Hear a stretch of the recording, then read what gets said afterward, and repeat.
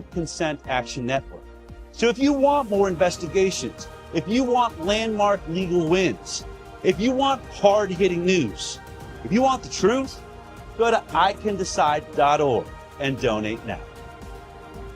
All right, everyone, we ready? Yeah! Let's do this. Action.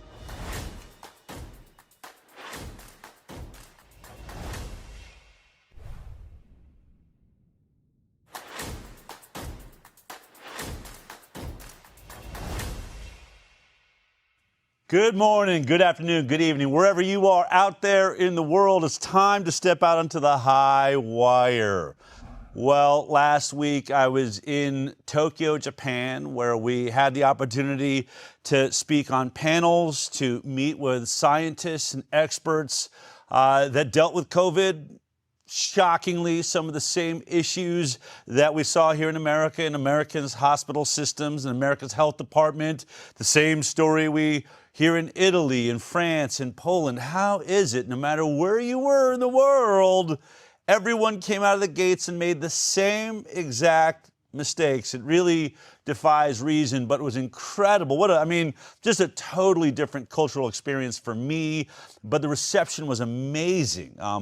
Journalists, people coming up saying they're going to be having screenings all over Japan, even after we've left. They're very excited about it. So it was just an incredible sharing of minds. We're going to do a show on that journey out there somewhere in the near future, so that you can see some of the interviews I did and some of the revelations that took place during this incredible trip.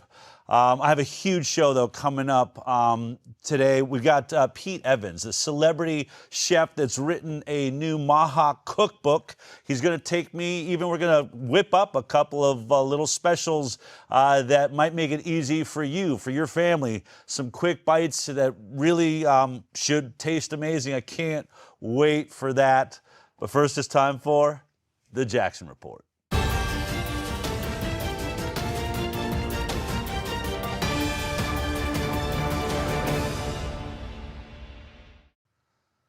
All right, Jeffrey, it really doesn't matter what land we stand on or even if we look different. Misinformation, real lies, real deceit, especially around vaccine issues and medical freedom. It's the same no matter where you are. The people that have blood moving through their brains and recognize what's going on are horrified at what they see in the future. And they're especially worried about all of the people that seem to be completely asleep or even hypnotized. So we all share in this experience, and yet here we are at the high wire, speaking truth and gaining ground. So we wouldn't be able to do that without you. I'm just super appreciative of the work that you do as I travel around. And so I just want to sort of also recognize you, because you are recognized by all of these people wherever I travel. They seem to think that you and I are attached to the hip. Why is Jeffery Jaxen not here? Anyway, I wish you could have been there. It was amazing in Japan. Yeah, well, I got to say, it's so cool that you're able to build these bridges in other countries, because we are connected through the internet, but we're siloed in a way when it comes to face-to-face conversations and understanding and just relaying this information. And, during COVID, I would say the system, the governments were able to impose a one-size-fits-all kind of anti-human approach to this pandemic, all the ways we covered. But the people on the ground, the communities, never really connected. So it's cool that you're being the symbolic bridge to bring this information back in these weeks, that you come back and say, this is what I found, this is what it's like, and we get to show viewers the videos of what's going on. So I think that's super important, and I don't think people really should gloss over this. These are like reports back from the rest of the world in a new world that we're in right now. Yeah, no, I just feel incredibly honored, and I'm really interested in it. It is. I realized we hadn't really done this investigation. We've had some foreign entities and doctors come onto the HighWire, come to us, but it's totally different to go out and really talk to the people and get a sense of the experience. You realize we're all really brothers and sisters together on this, and we got to stop this global insanity immediately. Yeah. Yeah, and let's talk about the human experience, because there's a story, we're going to really kind of go out in the high wire here a little bit more. that we've been working with and researching in the background for quite some time at the HighWire here, just looking at maybe how to approach this. And, just about a month ago, the White House came out and exposed this entire conversation with an executive order that looked like this. Take a look. Okay. Today, I'm pleased to announce historic reforms to dramatically accelerate access to new medical research and treatments based on psychedelic drugs. Under the executive order, HHS will accelerate research, approval, and access to new mental health treatments, including psychedelic therapies such as ibogaine. We're taking this decisive step to confront one of the most urgent public health challenges facing our nation, the mental health crisis. More than 14 million Americans live with serious mental illness, and 1 in 4 adults experiences a diagnosable disorder each year. Suicide has risen by more than 30% over the past 2 decades, with another peak in recent years. Among veterans, more than 6,000 die by suicide each year since 2001. We have lost far more veterans to suicide than to combat. At the same time, millions of Americans living with depression, PTSD, addiction, and other conditions do not respond to existing treatments. The FDA will issue 3 national priority vouchers for serotonin 2A agonists, also known as psychedelics. Under this new program, in this administration, drugs can get approved in weeks, not a year or a year plus, but in weeks. For many men and women, they have been fighting battles on the ground. But even after the wars are over, those battles continue in their mind.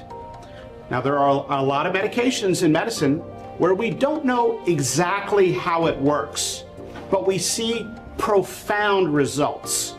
If we actually listen to those who experience the therapeutic value, we can learn as a medical field.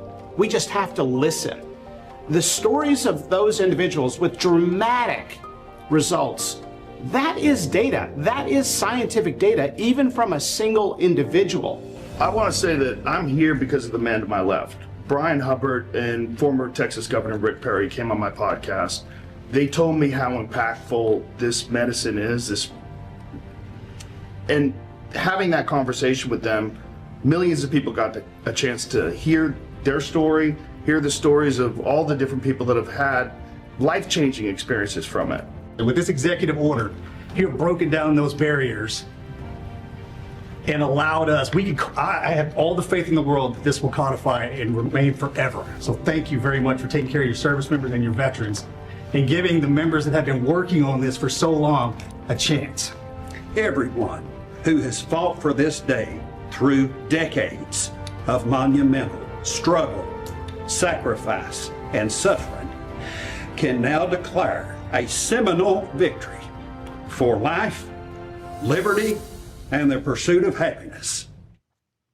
This is really amazing. You and I have reported, we've had people come to us over the last decade, can you talk about psychedelics, PTSD, all this? But Bobby had such a point I've never heard, and it was profound when he said, we lose more veterans to suicide than we do to combat. I think that's an incredible statement. Yeah. This story has so many important angles. One of them really is the government is listening to the grassroots. It's listening to individual people. It's listening to people with therapies that have the potential to disrupt an overarching industry that we've reported on for so long. The mental health interventions that are given right now, the SSRIs, the harms were hidden, the patients that suffered these harms, even after they stopped the medication, they have these harms that show up. This was all hidden, and these people were kind of left behind for these blockbuster drugs. And that was really the only toolbox in the psychiatrist's toolbox were these pharmaceutical interventions. So this is something that is really interesting. And I want to go into the FDA's process here because this is just a first step. So this isn't, street legal psychedelic drugs. They're not passing them out to kids on the street. This is a very scientific process. Because this is big medicine. Anybody that's looked into this before, this isn't something you take 1 in the morning and 1 in the afternoon and you can go about your life. These are this is serious medicine for people with serious situations that the pharmaceutical drugs just are not taken care of. So you go to the FDA's press release on this, and they're putting forward an acceleration, these vouchers for serious mental illness. So it says that the FDA is issuing national priority vouchers to 3 companies studying psilocybin for treatment-resistant depression, psilocybin for major depressive disorders, and methadone for post-traumatic stress syndrome, PTSD. But then it goes on to say, in addition, the agency is allowing an early phase clinical study of ibogaine hydrochloride to move forward following an investigational new drug submission. So that's the first time that drug has ever been able to be studied in the United States. In this, I want to back up just for a second, because this conversation, people hearing this the first time, maybe you lived through the 1960s, you were active in that culture, the psychedelic culture of the 1960s. There's a lot of stigma that goes into this conversation. I want to point you to this Rolling Stone article, and this is really the bottom line in this conversation. The rise in the 1960s counterculture and the derailment of psychedelic research. It says President Nixon, dogged by the increasing unpopularity of the Vietnam War, was all too happy to find a zeitgeist culprit. The psychedelic party came to a screeching halt in the early 1970s. The Controlled Substance Act of 1970 lumped LSD and psilocybin with heroin and cocaine, effectively shutting down legitimate research. That's the key. With counterculture movements scapegoated and psychedelics seen as a social menace, societal menace, the scientific community's promising exploration of these substances became an afterthought. And this is what we're talking about here. We're not talking about the recreational drug use here. We're talking about a scientific community that's been paralyzed for decades. And in many ways, this is like the vaccine research. Because it's been scapegoated, anti-vaxxers, parents are lying about the injuries. You have decades of science and governmental departments that could have been studying vaccine injury that haven't been. So the psychedelic conversation, although not similarly one-to-one, is somewhat similar on this, that a scapegoated area that could show valid promise for research into mental health and other issues, because of a political maneuvering, had been sidelined. So we're picking that ball back up now, and I wanted to just go on that little bit of a rabbit trail there to talk about that, just to frame it a little differently here, and just to back up Kennedy too. He's not just throwing stats out there. This is the National Institutes of Health looking at the mental health problem. We know in the United States, it says in 2022, these are really the most recent numbers, there was an estimated 15.4 million adults aged 18 and older in the United States with serious mental illness. That number represents 6% of all the US adults. And then the suicide, these are the CDC rates. And just in case you didn't hear Kennedy right on that one, it did say 30%. The total age-adjusted suicide rate increased 30% from 2002. And it says from 2018, it declined through 2020 and then increased to 14.2 in 2022, which was similar to the rate in 2021. I can only imagine what those rates are now if we had actual 2026 numbers coming out of the pandemic. But the real conversation here too with these therapies, because again, these are serious therapies, are for our veterans, and we know the suicide rates are high. We know the mental illness is high, and all they have is pharmaceutical drugs and the Veterans Affairs, the VA, and the VA is notorious for dropping the ball on the care here. Here's a ProPublica investigation looking at how the VA fails veterans on mental health specifically. It says a ProPublica analysis of 313 studies conducted by the agency's Inspector General in recent years shows repeated failures in behavioral care. The breakdowns have had fatal consequences. So we know the problems now. I'm just kind of laying that out there to give people an idea. It's a flashing red light. We have massive issues in this country, and our government is listening to this. It's a grassroots. You can hear Joe Rogan there. I had these people on my podcast, and here he is standing in the White House trying to get this bill across. The FDA is putting vouchers forward. So this is it really should be looked at a win-win for the scientific community and the research community, possibly leading to something. Now let's go into the studies. Let's see what this stuff is doing, because it's not like the studies we've covered before at all. Here's the ibogaine study. Now, ibogaine is it's an alkaloid of a root bark from a shrub in native Central Africa.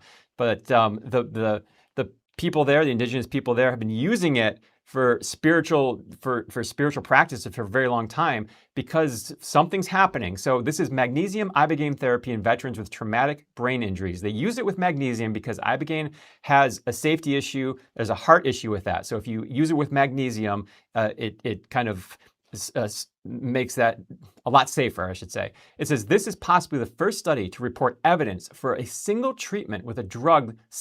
Here's the difference. One treatment Not for 2-3 weeks, we're giving these drugs. One treatment can improve chronic disability related to repeated traumatic brain injuries from combat and blast exposures. And they say this, the researchers, in summary, we prospectively investigated the safety and efficacy of Mystic. So this is basically the ibogaine with magnesium. That's the protocol for special operations veterans.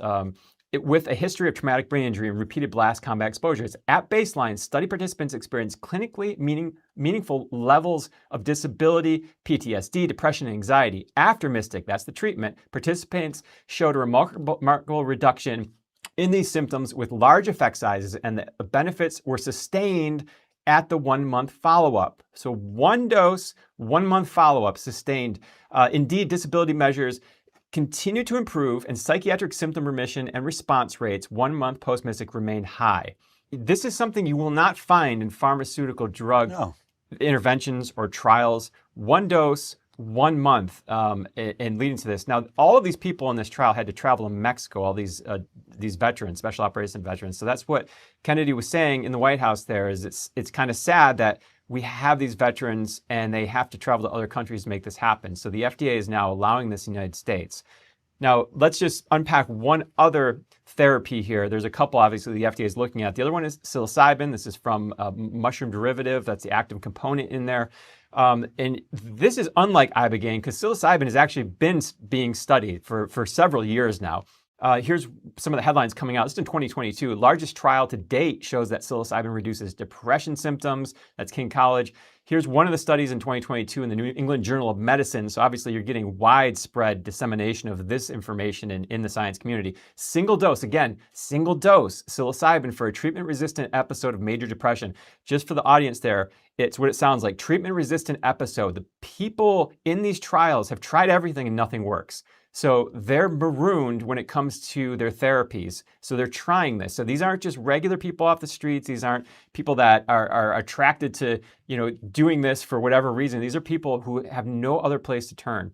And the BMJ took all of these, again, a BMJ major journal here, took all of these in a meta-analysis, a systemic review, including that New England Journal of Medicine study right there. And it's looked at the efficacy of all the psilocybin studies throughout these several years of the research now. The body of evidence is being built. It says response rates. This is what they found. The response rate.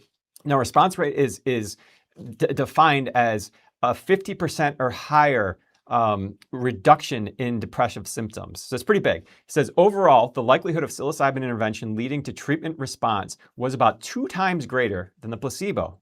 And then it goes on to remission rate. Remission rate is done. That's kind of what you want, is complete remission. Overall, the likelihood of psilocybin intervention leading to remission of depression was nearly 3 times greater than placebo. So we're seeing some remarkable things here. And that's depression. That's PTSD. That's major depressive disorders. And again, these people have no other option. Now let's look at a case study that just came out. So we're starting to now move past depression in the research and looking, again, a case study, one patient, but listen to this case. Magic mushrooms, that's what they're being called in the media, and Alzheimer's. What one remarkable case can tell us. I'm just going to read this.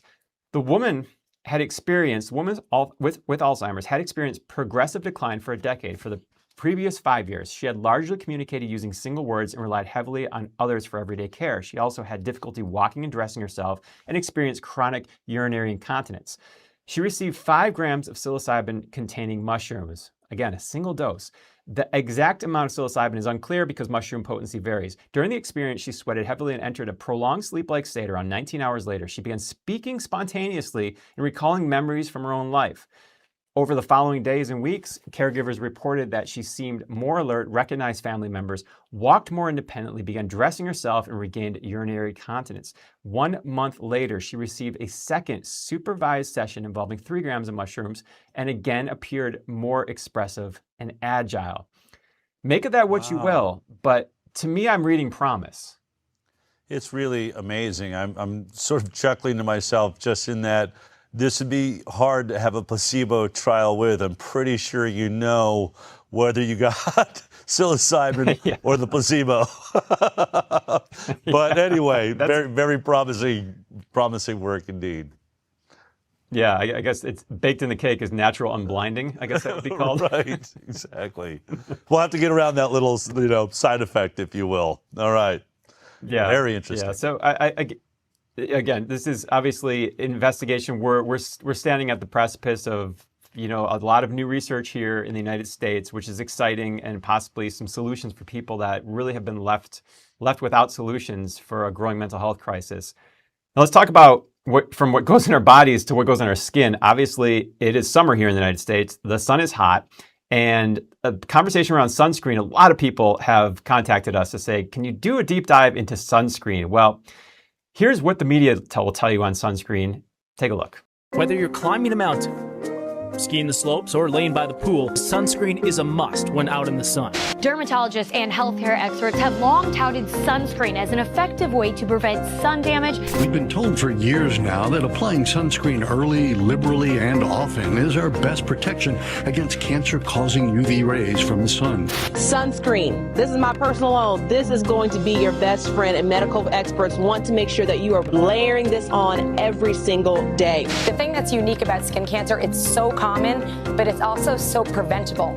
We know that about 90% of skin cancers are associated with sun exposure. Skin cancer, still remains the most prevalent and prominent cancer in America. There'll be over 5 million cases of skin cancer that's going to be diagnosed. It's the #1 cancer in the U.S.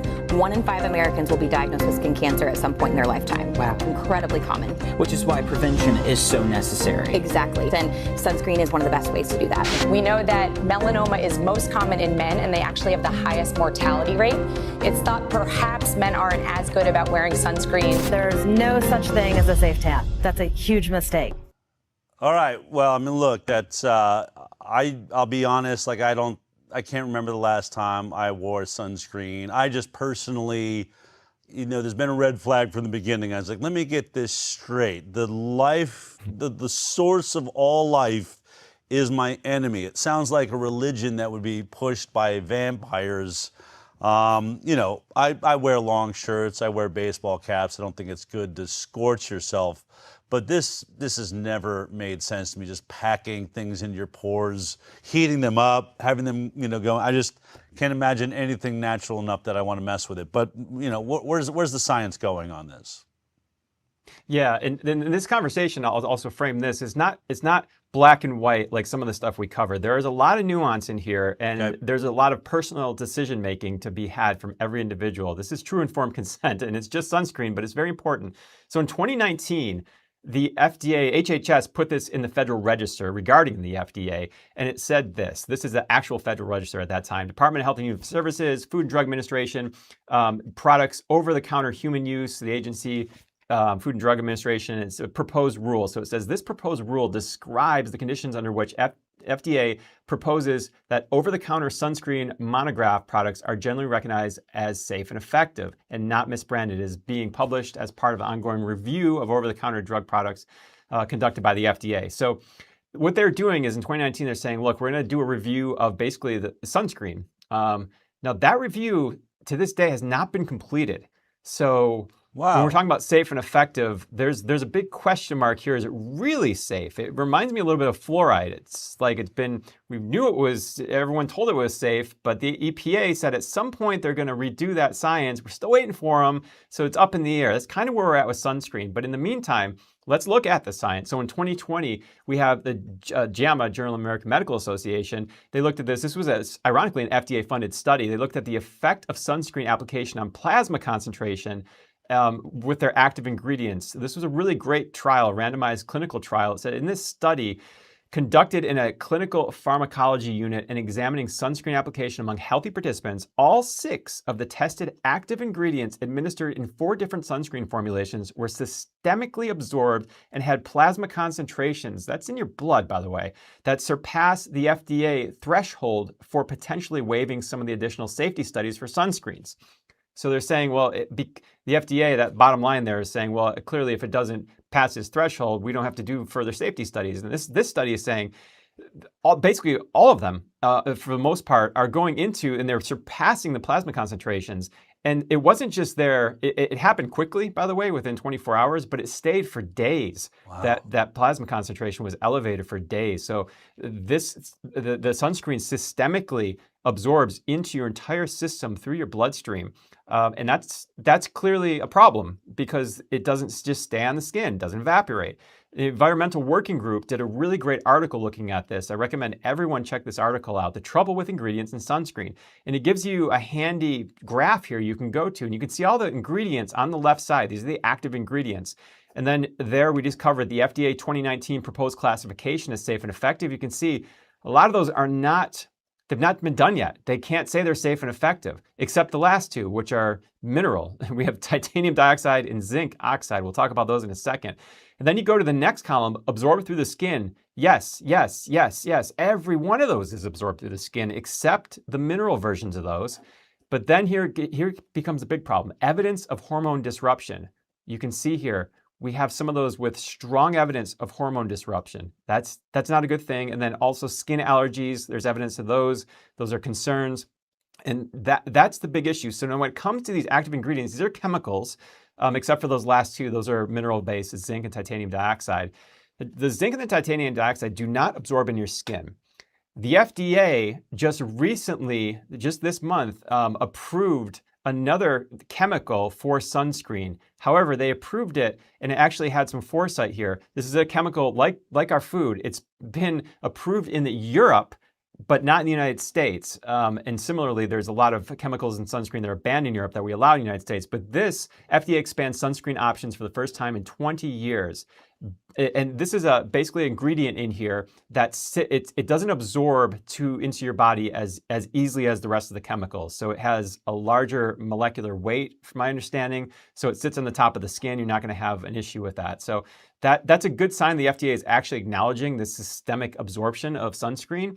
And the issues, because there are issues. We already know there's lots of evidence here. Again, the Environmental Working Group shows that graph, and it's the hormone disruption, allergies at the very least. So that's a concern for people. So with that information, there's one of the conversations that I think people should think about when they're thinking about sunscreen. But now let's go into some of the information about, like you said, the sun. you mentioned that at the top of the segment here. So here's a 2013 study, and this was a pretty interesting study. It says, is prevention of cancer by sun exposure more than just the effect of vitamin D? A systemic review of the epidemiological studies. And then it said here, we found that almost all epidemiological studies suggest that chronic, not intermittent sun exposure is associated with a reduced risk of colorectal, breast, prostate cancer, and non-Hodgkin's lymphoma. So that's a big conversation, is the cancers when it comes to sun exposure. Obviously, a lot of those are skin cancers, but this study is saying, hey, on the rest of the cancers, it looks like there might be something going on with the sun other than vitamin D that is helping people stave off these cancers. Here's another one. Avoidance of sun exposure is a risk factor for all-cause mortality, results from a melanoma in southern Sweden cohort. So they looked at thousands of people in Sweden. They said this is a fascinating conclusion. We found that all-cause mortality was inversely related to sun exposure habits. So inversely related, note that. The mortality rate amongst avoiders of sun exposure was approximately twofold higher compared with the highest sun exposure group, resulting in excess mortality with a population attributable risk of 3%. Conclusion, the results of this study provide observational evidence that avoiding sun exposure is a risk factor for all-cause mortality. I mean, it really seems obvious, doesn't it, Jeffrey? If there was one thing I think we really learned during COVID, it was how important vitamin D is. I really hadn't, contemplated it, but then when they started showing that if you had certain vitamin D levels, you would not be hospitalized. No one died if they had certain vitamin D levels, detectable in their body. We now realize this is the building blocks of your immune system. And we forget that immune systems are what deal with cancer. It's the immune system that decides whether that foreign object or, chemical or toxin should be attacked and pushed out of the body. So to me, it just goes without saying, the only natural way, as I understand it, really to get vitamin D, which is like a hormone, is your skin's interaction with the sun. Otherwise, we're taking these supplements. It just seems crazy that we avoid the natural way we're designed to take on one of the critical vitamins in our bodies, and then we start, supplementing it with bottled, and God knows where that comes from and all of those issues. I don't know. This seems like a no-brainer in many ways, and it's one of those things where science just took us way off track. We allowed a whole industry to just pack crap into our pores without thinking about it. Anyway, it's great that we're starting to get some mainstream reality checks going on here.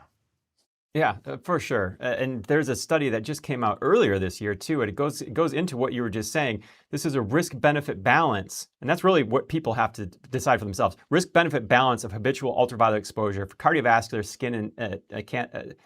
cancer and skin cancer mortality. And they concluded this: in this large UK cohort, higher habitual UV exposure quantified by the Sunbeam Index was associated with lower all-cause cardiovascular and non-skin cancer mortality, alongside smaller proportional increases in melanoma and other skin cancer mortality. Overall, these findings challenge the simplistic view that sunlight is primarily a skin carcinogen whose benefits can be replaced by vitamin D tablets, and instead supports a more balanced perspective in which UV exposure contributes meaningfully and not fully substitutable to the prevention of cardiovascular disease and other major cancers. So that's a major conversation there. And, to be responsible in our reporting here, clearly the sun does have effects on skin cancers. And there's several types of skin cancers. There's squamous cell carcinomas, there's basal cell carcinomas. Those, you catch them early, there's no big deal. There's a high survivability rate on those. They're really common. But then there's melanoma. Now, melanoma, we'll go to the American Cancer Society on this. And these are the statistics for melanoma. This is the one you really got to watch out for. Obviously got to be diligent, watch out for all of them. But this one here, cancer of melanoma, cancer of the skin, is by far the most common of all cancers in the United States. Melanoma accounts for only about 1% of skin cancers, but causes the largest majority of skin cancer deaths.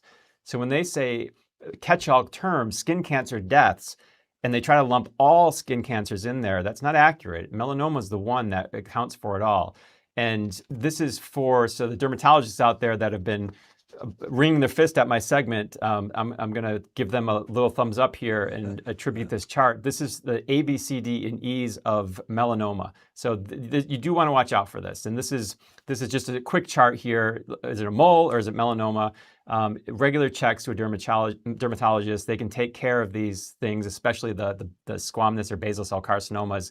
The skin tags, they can just pop those off before any issues happen. The melanomas, obviously, you want to get on top of that faster. But this is one of the issues. However, again, it's not a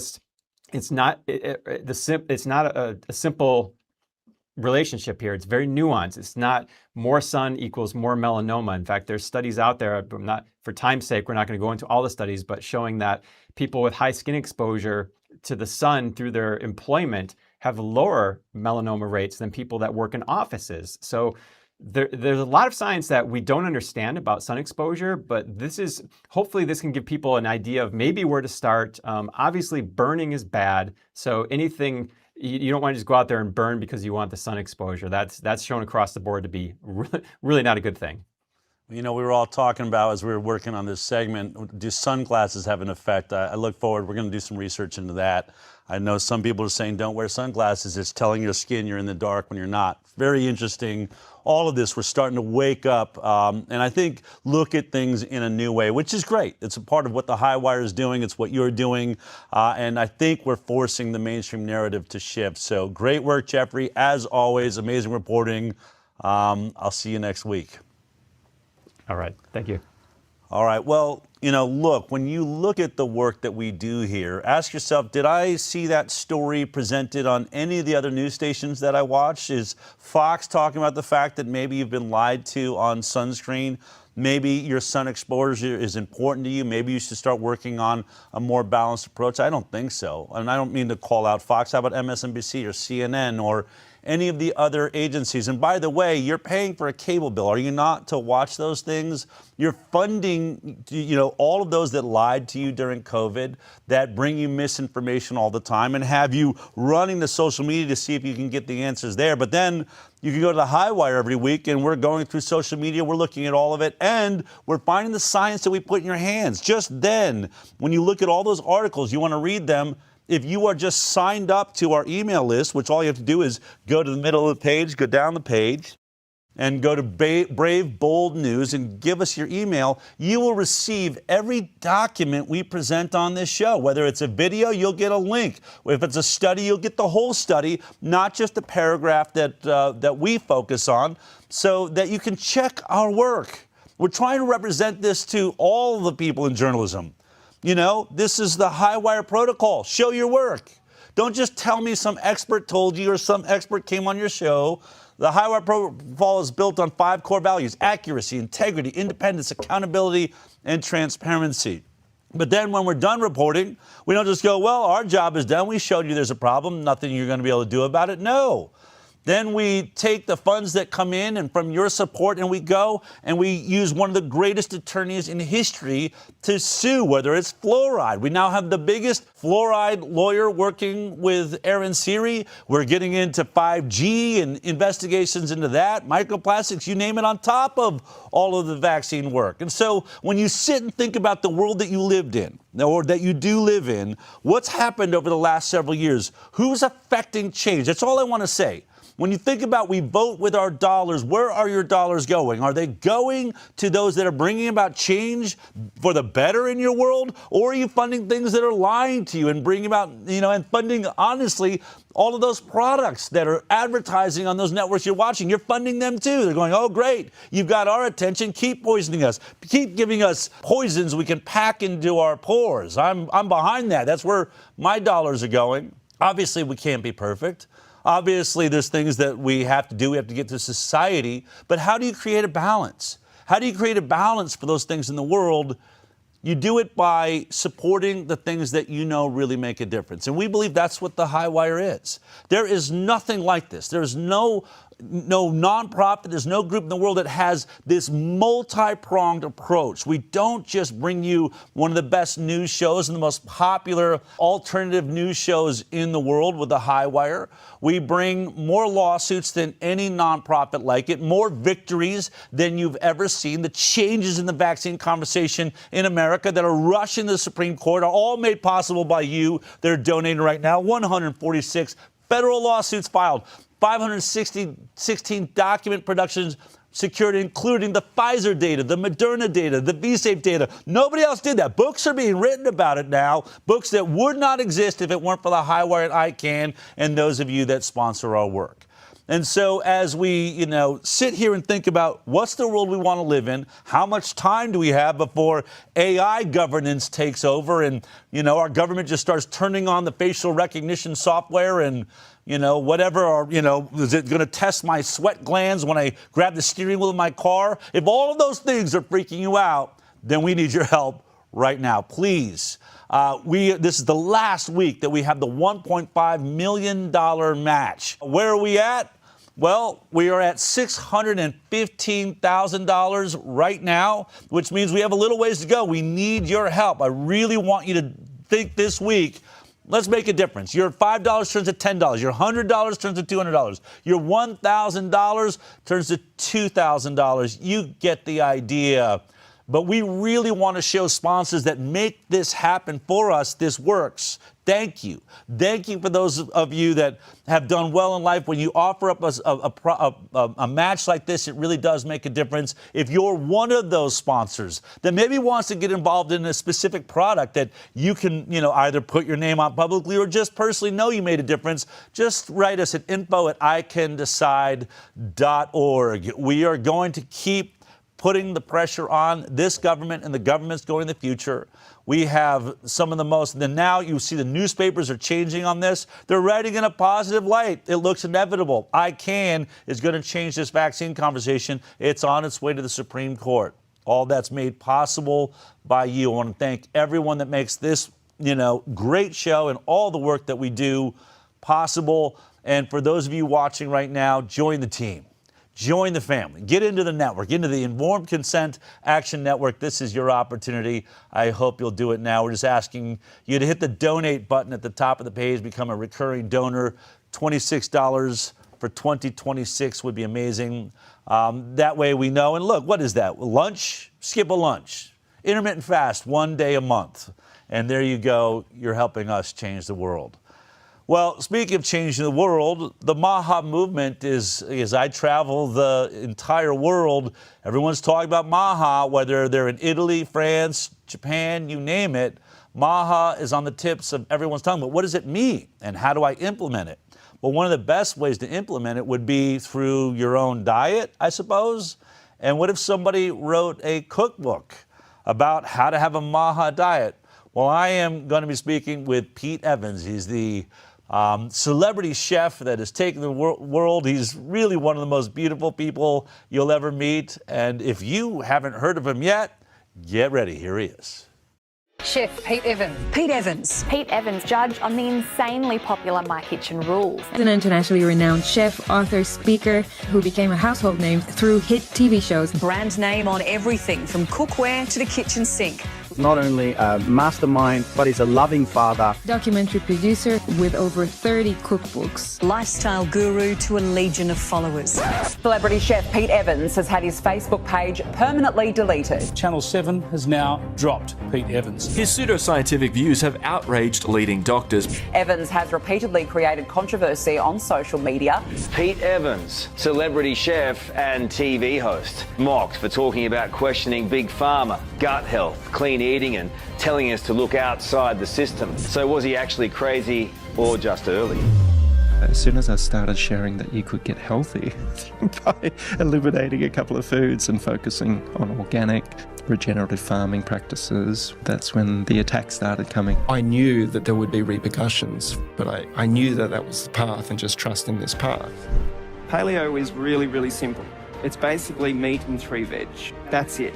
Teaching people how to cook, that's what celebrity chef actually means. It's just a teacher of this craft, which is the culinary arts, which I love. And so many doctors that I've interviewed, they believe that 80% of chronic illness can be completely eradicated through lifestyle choices. The greatest lifestyle choice, I believe, is good diet. Imagine if 80% of hospital visits disappeared. Imagine if the lobbying from the pharmaceutical companies had 80% less funding. Everything would change. I don't think anyone can underestimate how powerful food is to bring people together and to share love and to receive love. My intention is to live as long as I can without disease. I want to live till I'm 100, 110, watch my grandchildren, great-grandchildren, and just see this beautiful play in the world for as long as I can.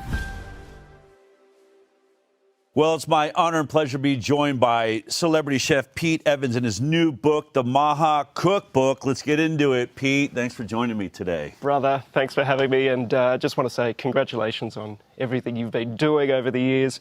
Huge fan. Oh, thank you. Thank you. It's, I'm having a blast. You know, it's great to see the world changing around you. And, you know, since we've spoken prior to COVID, then in the middle of COVID, and here we are again, you know, these are incredible moments. I always say they're the birth pangs of change. And, you know, MAHA, I think, being something that grew out of that, you know, COVID pressure, if you will. Yeah. It's really, you know, watching food come together with, you know, medical freedom. I don't think that the politics of America saw it coming, and it's so. But you're embracing it in this cookbook, so let's get into that. Why a MAHA cookbook? What was your thinking on that? Well, not only make America healthy again, but make Australia healthy again too. Yeah. I sort of, I took the liberty of that. And as you said, I mean, food is such a beautiful part of our life. Yeah. And as you just mentioned, once upon a time, for pretty much our whole evolutionary history, food was one of our top priorities. Yeah. And I would say over the last 50, 60 years, it's sort of come down a few rungs on the ladder. Yeah. And with what you were saying about Bobby and the MAHA movement, it seems to be going back up the ladder, which it excites me in so many ways, because I do believe the lowest hanging fruit, pardon the pun, is to get into the kitchen, cook some beautiful food, create memories like we were talking just before, for ourselves and our family, and ultimately learn a vital life skill. A lot of people can fall into the, not the trap, but the perception that cooking is a chore. It's a burden. That's pain in the how bum. my mom saw it. My mom just, I could tell, hated cooking, and it kind of came out in the flavoring. and I guess my intention with the skills that I have and the toolkit that I have is to make cooking inspiring again and sexy again and fun again and not for it to be a chore, not for it to be a burden. And how does that happen? How do we create change? And obviously everyone has free will. Yeah. And I never want to force my beliefs or anything onto anybody because we've been through that. Right. Right. So how do we get cooking and the understanding of how important food is back up that ladder? And MAHA is such a huge incentive and moment in human history, especially in this country, for that to happen. And I'm just so grateful and so happy, and it brings tears to my eyes, especially when Bobby was running and then the MAHA movement came out. I was like, what an amazing time in human history for this to be front and centre stage, applauded, celebrated, and not to be something just that that's a bit woo-woo. We know this helps. We know that if people spend time in the kitchen, not a lot of time, and think about what they're cooking it with love, cooking it with laughter, cooking it with an intention, that, dare say, we can make America, Australia, the world healthy again in a delicious way, in a fun way.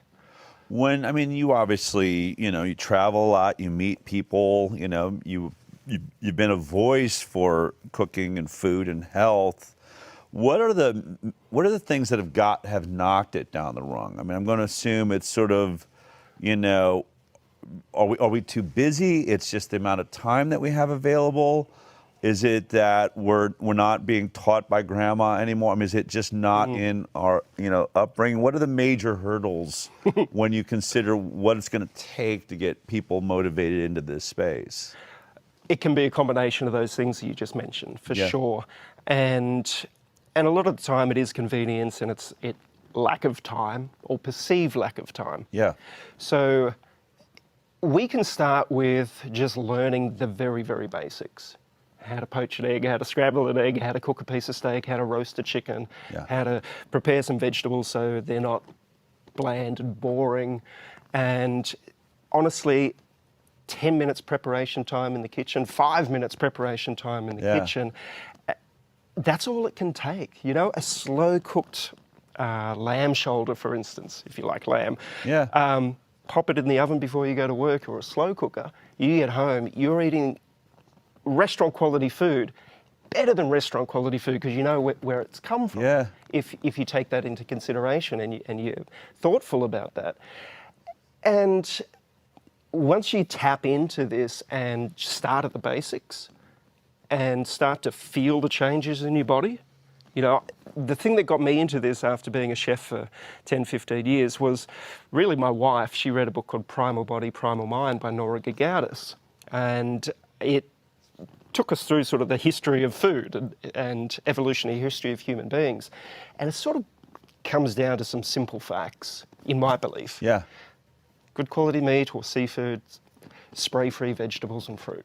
If you can eat that, and some eggs if you can tolerate them, if you can do that, rinse and repeat in what's so exciting about 2025, 2026 and onwards is we have access now. Like I just went to Whole Foods to buy our recipes, the ingredients for it. There's everything there. Spices from all around the world, all these beautiful herbs. And then really good quality meat or seafood if you choose to. And if you're on a budget, then you can look for the cheaper options in all of these realms. Generally, things that are cheaper are the ones that are in season, things that are local. Farmers markets, obviously, co-ops. If you can grow your own herbs at home with your kids, that just like we have a plethora of ingredients, so we can take inspiration from all over the globe because every single culture has worked out how to do it. And do it so it tastes absolutely delicious. And these classic recipes that have stood the test of time, you can do in your own kitchen. YouTube these days, cooking shows, it's all there. The information is there. Yeah, it's true. And for me, I think that one of the greatest gifts is to learn how to cook. It is a way, without going too deep into it, but there seems to be a lot of mental health issues out there, which can be a lack of self-worth, self-love. And to learn a skill, you're building confidence, you're building this relationship with yourself that you can do something and you can do it well. And cooking is one of the things that we can learn if you're a novice or a beginner or not confident. And within the space of 3 months, 6 months, a year, you're going to start to learn these life skills that do bring self-nourishment to yourself, self-love, self-worth. And then when you can share that either to yourself or to others, it just builds and builds and builds, so that if we eat well, obviously anxiety, depression, these sort of things can disappear. I mean, it's not just the confidence around it. We actually more and more are recognizing that our gut biome, what's happening in our stomach, really truly is affecting our levels of anxiety, of depression, mental health, and a whole host of other autoimmune, neurological, developmental disorders in children. Really is coming down to how healthy is our stomach. I love that, when I think of a cookbook, a lot of times you just open up, it's just a bunch of recipes. But this is really a journey and an education, just to read through some of these chapters, like chapter 1, what is MAHA? And then getting to the spirit of MAHA. Shopping, it's a huge one. No one really talks about that. Cleaning out the pantry. How do I get the stuff that's in my way? It's not going to be helpful. The beautiful craft of cooking, ancestral diets, foods to cut down on and remove. Is it great? Organic, pesticide-free, and regenerative farming practices. We're in chapter 9 now. Meal prep, planning, cooking, bulk, fussy eaters. I think that every parent has one of those, at least. A word on water, huge. Protein, fats, and carbs, gut health and fermented foods, an invitation for further discovery. And then you get into actual MAHA recipes with meat dishes and fish and one of the debate, do you get into the debate whether it's paleo? It just feels like paleo and vegetarian and, vegan or, and then there's people who just won't touch a vegetable, only meat. How as a chef, because I grapple with it every day. I feel like I'm making some part of my psyche upset. Now, I thought we weren't going to do that. Are there simple rules that keep us from getting, buried in the debate on? I'm not a controversial figure, as you know. Right. Yes. Well, how do we stay uncut? Why would food get controversial? But it has. It's gotten controversial. It can be really confusing for people because if you go on social media, or you just watch the news programs and they bring in the dietitians or nutritionists or fitness trainers, everybody's got a different take on it. My take is keep it really simple, keep it basic.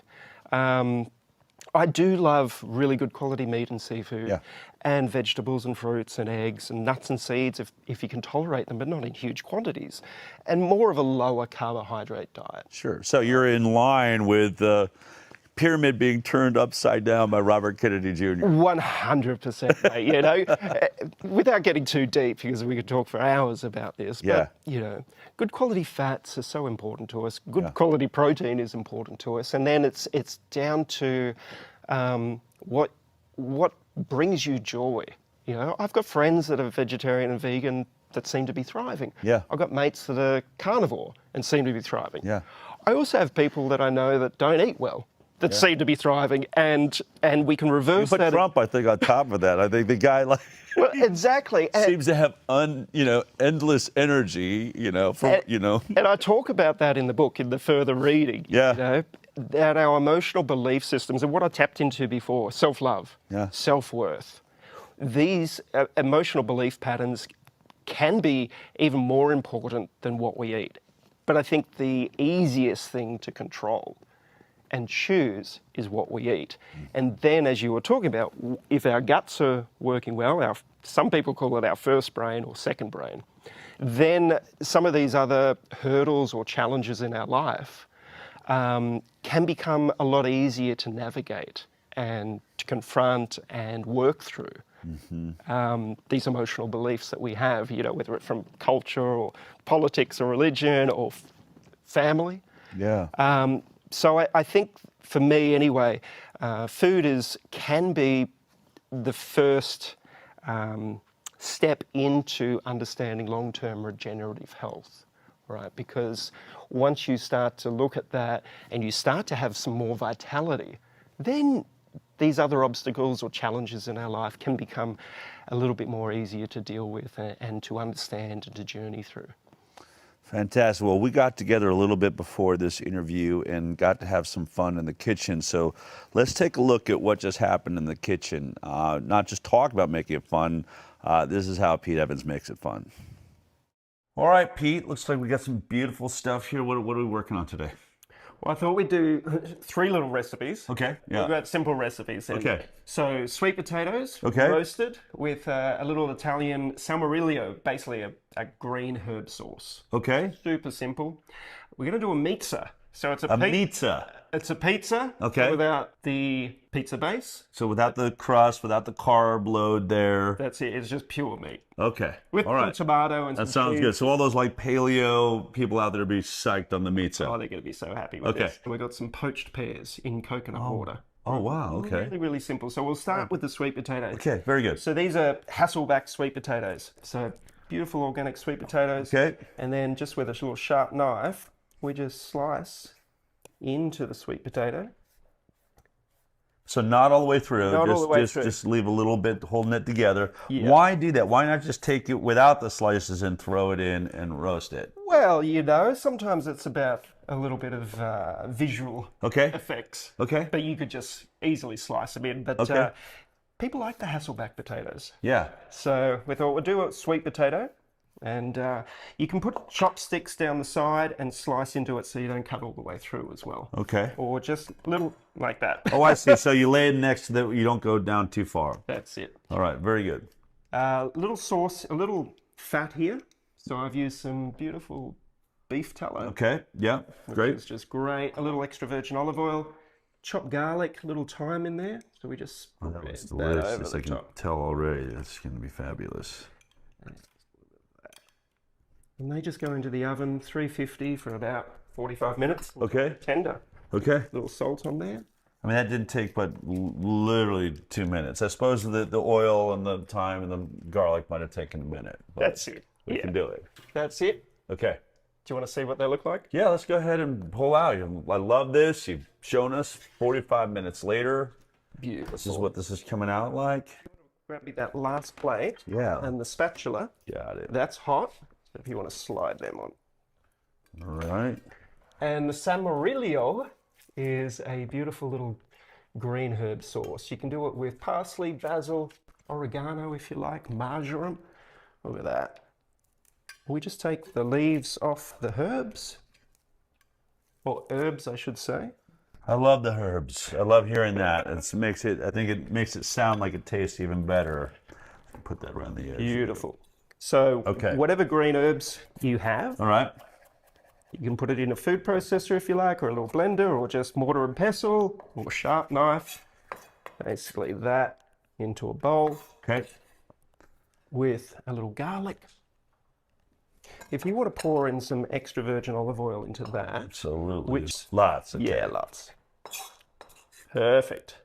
Squeeze a lemon in there. You bet. Fabulous. A little fresh garlic. Some salt. A little pepper. Whoops.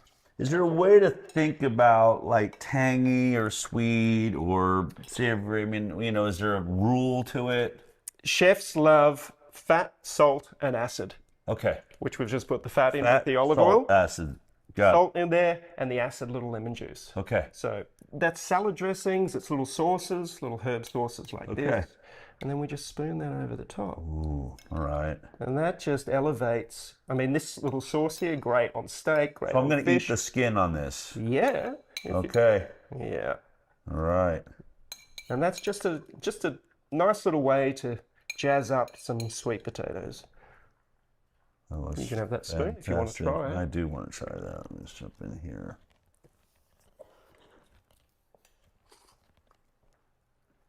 Might be hot. Mmm. I'm going to use my fingers. I've always just had like butter, salt, sweet. People like brown sugar, but to put the lemon with the sweet and the herbs, that is so delicious. Another thing that's really good with sweet potato is a little cinnamon on there when you bake it with the fat. So again, either olive oil, duck fat, beef tallow, coconut oil, any type of fat. I like to use the plethora of fats that we've got, the healthy fats. Where are you at with like, temperature of like this pan? That's hot. Yeah, very hot. Looking over it now, not to incinerate. What oils, we got to watch what oils we use depending on what temperature we're going. Is that right? Yes and no. Okay, great. As a chef, we were taught, it's interesting, the things that MAHA are really promoting at the moment are the things that chefs love to cook with. Okay. Because we learnt from French culinary tradition, Asian culinary tradition, it would be lard, good quality pig fat, duck fat, chicken fat like schmaltz, beef fat, tallow. You can do lamb tallow, coconut oil, extra virgin olive oil from the Mediterranean. Yeah. And butter, if you can tolerate dairy. Yeah. Some people can't, some people can. Or ghee, which is a clarified butter. Yeah. So at home we have the plethora of them. Right. And then we just pick and choose. All right. You experiment. Very good. All right, so that's one dish done. Great. Absolutely fantastic.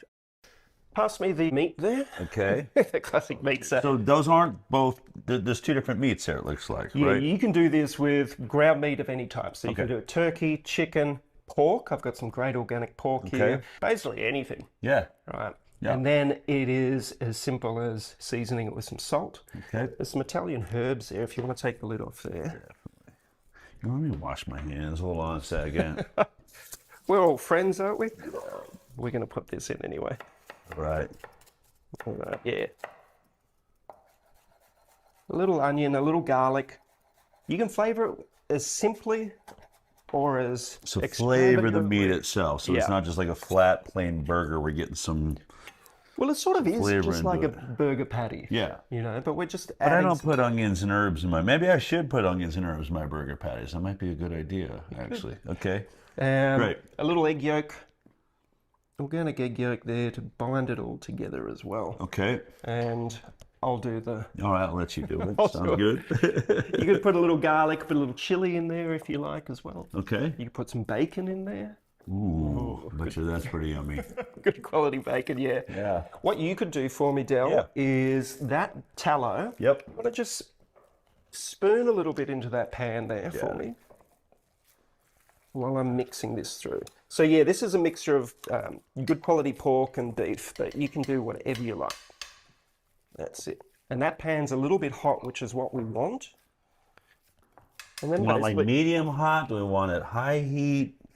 Does it? It doesn't really matter. You can actually put it into a cold pan straight into the oven. Okay. But this gives it a little bit more of a crusty base. Okay. Okay. Got it. And then that meat goes straight into the pan. And you got to watch your fingers here that you don't burn yourself. Yeah. You can also do it on a tray without it being hot, with a little bit of baking paper or parchment paper. And stick it in the oven, cook it until it's basically cooked. Yep. And then we drain any excess fat that we don't want off it. And then we top it with some pureed tomatoes. So do I just on top of the raw here, or do you flip it once? I stick it in the oven until it's cooked. Okay. Pull it out. Top it Then with you add that. the tomato, some cheese. We've got some buffalo mozzarella there. And then some sliced tomatoes. Look at these beautiful tomatoes that we've got. So that's what I did with that. Into the oven until the cheese is melted. All right, so that says the last part, you're basically just cooking this like a burger. You get it done. So we would take this, stick this in the oven. Stick it in the oven now. All right. If you open the oven door for me. I will. That's it. And that's it. Cook it till it's cooked. Straight How off long does that any usually fat. take? We're talking 20, 30 That'll minutes? take 5 minutes. 5 minutes? Yep. Okay. We top it with our sauce and our cheese. Another 5 minutes. Okay. Dinner's ready. So I'm thinking dessert while we got the meats in there cooking. All right. Simple little dessert. Okay. Organic fruit or fresh fruit, poached in coconut water. Oh, wow. And a Okay. few spices. So simple. I don't see any sugar. We're doing this without sugar. Don't need it. No sugar. There's enough sugar in that. There's enough sugar, natural sugars in that. So, Okay. yeah, I don't eat that many desserts, but if I do, it's something like this. Right. So this is like a classic Italian, French style poached pear dessert. So if you go to fancy restaurants, they'll have poached pears. Usually they do it in champagne or red wine or white wine with sugar and water. But the coconut water is perfect for this. Okay. All right. Great. And you can peel your pear or not. It's up to you. Okay. Let me just. It just gives it a better mouth feel if you Yeah, I take the think peel so. off. Yeah. If you want to pour the coconut water into that pot for me, you tip it all in there. All right. Awesome. And then we've got some spices there. If you want to throw some couple of star anise. Yeah. So that gives it a lovely little aniseed flavour. Yeah, that licoricey. Boy, that smells good. And then a couple of cinnamon quills here. Yep. And I just take the seeds out of the pears for presentation. But if you're doing it at home and you like eating the seeds, feel free to leave them in. And the last thing I'm going to add, you could put vanilla in there, you could put saffron in there, you could put turmeric in there. We've got a little ginger here. Love ginger. So we just add a little ginger. I mean, when you think about these... So this is really just flavoring the juice and cooking in. You're not going to be eating the ginger. Is that... It's up to you. Yeah. Yeah, if you're a ginger fiend, keep it. Because the poaching liquor is so delicious afterwards because it's got all of those flavors just permeating into it. Nice. You can have a little shot. Oh, beautiful. And we just slowly cook that until it's tender. Okay. Usually about 30 minutes. It depends on how ripe the pears are. Okay. Really slow, really gentle. Let's check our mixer. Let's do that. So I'm basically just going to tip off all the excess water and fat that's come out. Okay. Oh boy, that's smelling good. It's not the prettiest of dishes at this point. Okay, right. A lot of the water, some of the fat comes out, so we can just strain that out or tip it out. Okay. There we go. So we're left with our big pizza base. Yep. Tomato sauce. So that's like tomato puree, or you can get an organic pasta sauce. Okay. Spread it on. It's hot. The pan's hot, so just be careful. Be careful. And if you wanted to make it perfectly round, I would have spent a bit more time. Sure. The kids, you know, for those fussy kids, needed to look a little bit more like a pizza. Got it. Ooh, and then... Oh, that looks delicious. I'm going to grab me the 3 different coloured tomatoes. Got it. There we go. Some heirloom tomatoes there. Beautiful. If you want to pop those ones on. Yeah. And yourself. Look at that. Nice and thin. All right. And depending whether you want the cheese or not, up to you. What type of cheese? Could I like grate cheddar on there if I wanted to? Grate cheddar on there, brother. Okay, I'm a cheddar guy. I mean, like the mozzarella's okay, but whatever brings a smile to your face. And how about those pepperonis? Do those go on now? We can throw a few pepperonis. I forgot about the pepperonis. Yeah. We'll slide them under. I was going to say maybe under the cheese. Okay, I'll help you. There we go. Thank you. All right. You can't have a pizza without pepperoni. Right. There we go. There we go. Nice. And maybe a little salt into the oven. That's it. 5 minutes. That's it. 5 minutes, and then that's good to go. All right.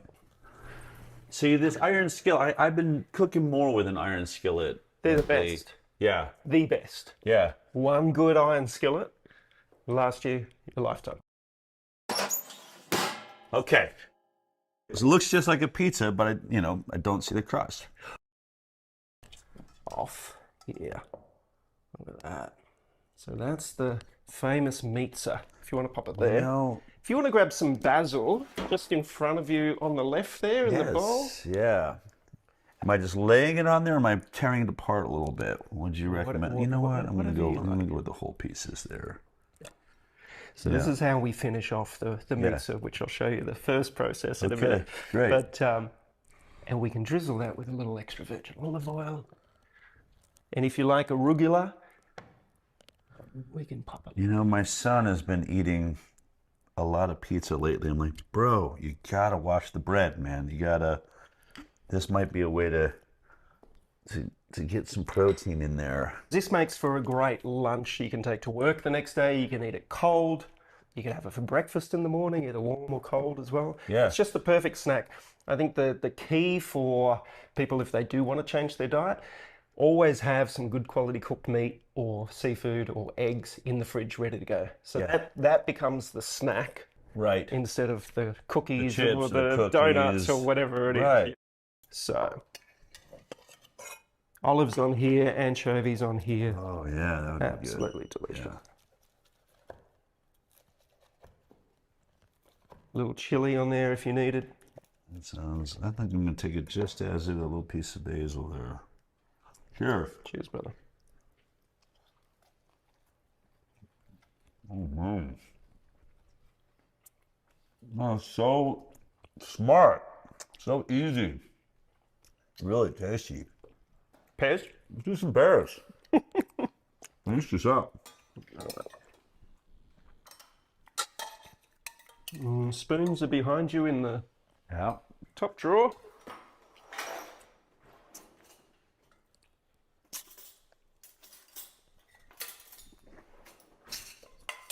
I put a piece of ginger in there for you too. All right, love it. Thank you. Now you could top this with a little granola, gluten-free granola if you like. Maybe some good quality ice cream, coconut ice cream, or full dairy ice cream. Yeah. There's a little coconut yogurt, normal yogurt.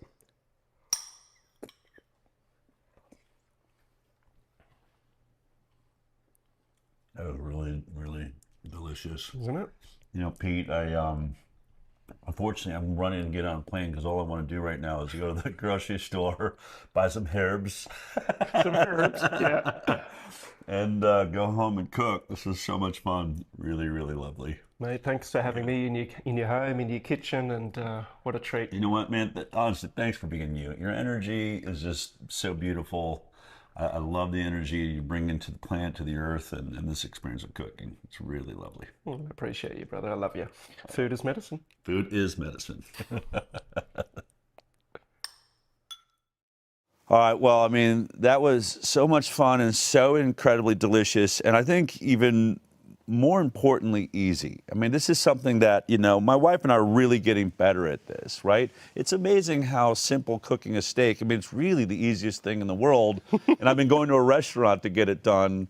And you're like, this is the one thing we could do at home and it's ready. I mean, honestly, the longest part is if we're boiling some potatoes. I was like, steak's going to take 3 minutes. You know what I mean? The potatoes is what you have to get ahead of the game on. But it's really great to just get in the kitchen, have fun. Any last thoughts for someone that's intimidated by the idea of cooking? I know my mom just felt like it was just going to be complaints. Like she just, I could see her like shoulders, you know, getting tense. You know, you got the picky family, you're not delivering. How do we get around that? Whether it be my book or other recipes that are out there, I think including the children, if you have children or grandchildren or your partner, get them to choose a recipe per week that they want to eat from a book. I love or that. Something like that. So get them involved. It can be, if you've got young children, cracking an egg and whisking the egg. It could be picking some herbs. And I think that when people feel a part, because humans just want to connect. Children want to connect with their parents. I mean, that's it, right? They don't want to be pushed over in the corner. They want to feel self-worth and be a part of that and collaborating. And so that could be a really good thing. And if you're fussy children sometimes come from fussy parents. It's not a blanket statement, right? I'm having a bit of fun here. Yeah. But if you can turn the kitchen into a fun and joyous environment, play some great music that the whole family loves. Yeah. Not just the death metal, if that's your jam. Right. Unless you're home by yourself, go for it. I've worked in restaurants for 20 years. For some reason, sous chefs like death metal. I don't know.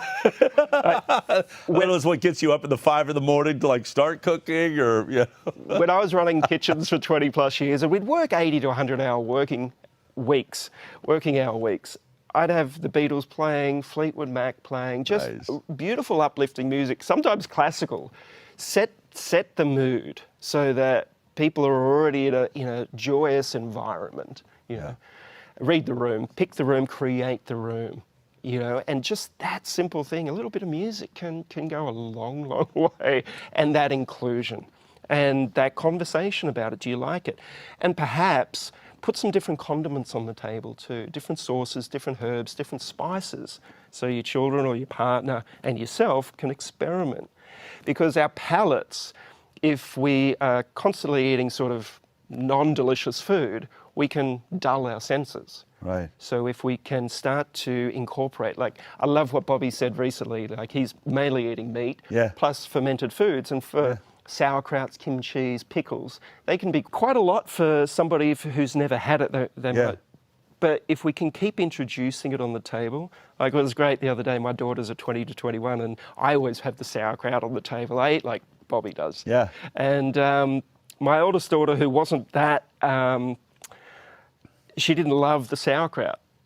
The other day, she's 21 now, but she's like, I'll have some more of that. You know, I'm like, there we go. Like, people's tastes change, and sometimes the worst thing we can do is force, like I was talking about before. Yeah. Just one of the greatest things I've ever... I remember a standoff when I was a little kid with bulgur. My mom made some tabbouleh or something. I mean, you're going to eat it. I think it was 6 hours before, and I've never touched it since.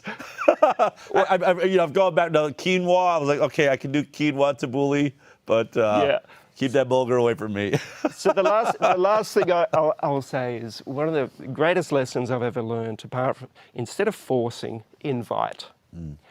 If you put an invitation there of the food on the table or anything, then it gives the power to the person that's being invited to explore. They can say yes, they can say no, they can say maybe next time, mum or dad, you know. But invitation is such a beautiful, beautiful word and intention for people. Awesome. Where do we follow the work that you're doing beyond just the book? Do you have, social media where, I'm a little bit back on social media these days, a little bit on Instagram, and Chef Pete Evans. I was cancelled many years ago. But I'm slowly coming back. Just beautiful recipes these days. I've taken off my my conspiracy hat for now. And but yeah, my heart and soul resonates with beautiful food. Fantastic. Thank you for joining us today. Really appreciate it. I love you, brother. Thank you so much. Love you too. All right, look, you want this book. The food is beautiful. It's such a great journey. And I think it's an expansion just of this movement. This is not a political movement. This is a health movement. It's a movement of the people, and really, people having healthy stomachs. The MAHA cookbook, get it wherever books are sold. This is a part of our expanding movement. One of the ways to, express yourself in that movement is to find your own kind, find your community. And the best way to do that is to grab some HighWire merch so you can recognize each other out in public. Take a look at this.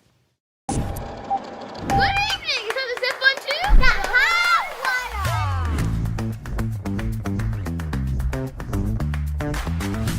Yeah, We asked and you delivered, showing us how you HighWire. This is how we HighWire. This is how we HighWire. Team HighWire is being repped from all over the world. Sporting our new HighWire gear in the free state of Florida. When I wear this cap, it makes me feel proud. I am a doula and a childbirth educator, and I love wearing my Get Vaccinated t-shirt. Sometimes it's not just what you wear, it's who you meet while wearing it. When I was wearing this shirt yesterday, a tourist came up to me and said, love that shirt. Since 2020, when I woke up from the Matrix, I've been talking to neighbors, connecting with local groups. There are a lot of people that are a little bit hesitant about approaching the topic of vaccination, and wearing this shirt allows them to approach me, and I know exactly where to send them. Whether you're dropping the kids at school or marching in rallies across the globe, we see your dedication, we feel your support. We want to see millions of truth tellers showing the world how they HighWire. Head to the highwire.shop to support our mission and stock up on gear for the whole family. Thank you so much. Keep it up. Thank you for spreading truth. We love you guys. Thanks for what you do. I want to thank Pete Evans for making his way into our studio here. It was so great. What a blast to do some cooking. I hope you think about, it made me walk away saying, I want to do this more with our family. We all go out to eat, that's one thing, but sitting around, cooking together, working together, getting your hands, in the butter and in the salt and the spices together, such a great family experience. And it's those things that we tend to get so busy. And I think back to some of those memorable moments when I was a child. It was little things like that, just little moments you remember with your parents that you cherish forever. I have had several moments that I'm going to cherish over the last several weeks and months, traveling all around the world, meeting people, studying their culture, being inside of their culture, but also just seeing we're the same. We all want freedom. We all want the right to choose. We all want a clean food supply. We all want clean water. We don't want chemicals and forever chemicals. We don't want corporations being allowed to poison us. But most importantly, we want control over our own bodies. And we want to make the decisions for our children. It doesn't matter what nation you are in the world. It doesn't even matter if you grew up with communism or if you grew up free. One thing I can tell you, nobody wants the government telling them how to raise their children and certainly what to put inside of their children. So we are all in this conversation together. I had, as I said at the top of the show, just an amazing journey in Japan. I'm going to be sharing some of the details of that and some of the people I met in shows in the future as we're sort of laying out this international conversation the HighWire is now having. This is an international show, which is a huge part of that. But right now, this weekend, I'm heading back up into New York for the Farm Food Freedom event in one of the coolest venues we'll ever see. That place is real. This is a barn built on Abby Rockefeller's farm. This is the Rockefeller that resisted the craziness and decided she wanted to make the world a better place. This is her organic farm, Churchtown Dairy. I have done this event, I think, every year over the last couple of years. We all sitting around and just great experts talking, breaking bread. There's usually some local cheeses that are being made and breads and getting to be a part of a community. But come visit me there. It's one of the most sort of natural, interactive spaces that I get to speak in. And I can't wait for some of the great speakers that are going to be joining me there. So that's this weekend, Abby Rockefeller's Farm. You can just go to that website, get a ticket, Farm Food Freedom. It's at maxkane.com/events. Of course, Max Kane of Farm Match, a great thing you can get involved with if you want to find organic farms near you that you can directly purchase your food from. Food is medicine. This is a huge issue. And last year, one of the big topics that came up was the right to slaughter, which is in the current Farm Bill. Thomas Massey has made a lot of progress there. Anyway, these are conversations that go on and shape the world. And man, you got to meet Abby. What a great dynamic lady, too. So I'll see you up. If you're up in New York, anywhere in that area, Hudson, New York, I'll see you over the weekend. And for the rest of you, this is what we do. We speak about truth. We live the truth. We stand up for wherever we are in the world.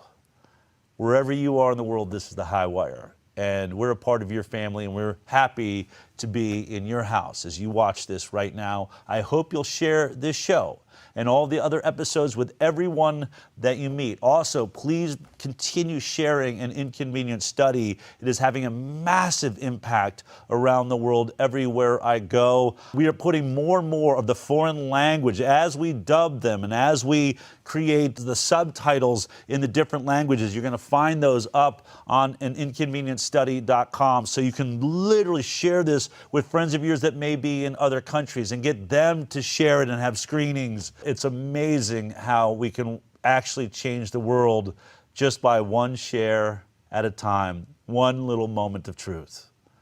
One little moment of truth may be all that matters. That next person you talk to, you may find out one day they're the ones that went on to do something none of us ever dreamed. That's how I approach the world. It doesn't matter who I'm talking to. It doesn't matter if it's a giant audience or a small audience or sometimes just one person. We do not know what will be that fulcrum point, that shift that literally shifts the consciousness of the world. We see it happening. We know we're a part of it. So let's keep spreading the word. And I'll see you next week on the HighWire.